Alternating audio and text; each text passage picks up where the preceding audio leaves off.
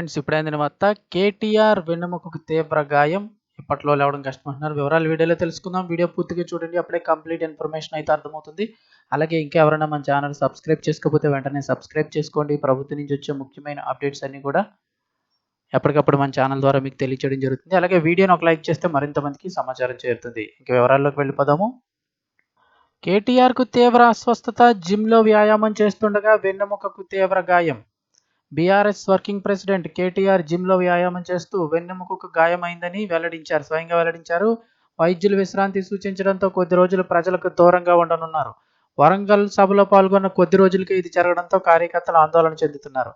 అయితే త్వరలోనే కోలుకొని ప్రజల్లోకి వస్తానని కేటీఆర్ ధీమా వ్యక్తం చేశారు. ఇంతకీ జిమ్లో ఏం జరిగింది, కేటీఆర్ ఎందుకు గాయపడ్డారు అని చూస్తే,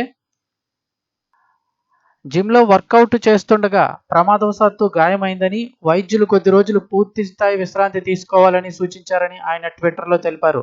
కొద్ది రోజుల విశ్రాంతి అనంతరం తిరిగి తన కాళ్లపై తాను నిలబడి ప్రజల మధ్యకు వస్తానని కేటీఆర్ ధీమా వ్యక్తం చేశారు. ఈ వార్త బీఆర్ఎస్ శ్రేణుల్లో తీవ్ర ఆందోళన రేకెత్తించింది.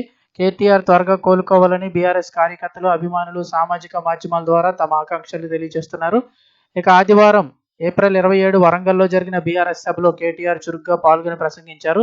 అంతలోనే ఇలా గాయపడటం బీఆర్ఎస్ నాయకులు, కార్యకర్తలను దిగ్భ్రాంతికి గురిచేసింది. కేటీఆర్ త్వరగా కోలుకొని ప్రజలకు సేవ చేయాలని బీఆర్ఎస్ శ్రేణులు అయితే ప్రార్థిస్తున్నాయి. అయితే కేటీఆర్ జిమ్లో వ్యాయామం చేస్తుండగా ఈ వెన్నెముకకు అయితే తీవ్ర గాయమైందని చెప్తూ ఉన్నారు.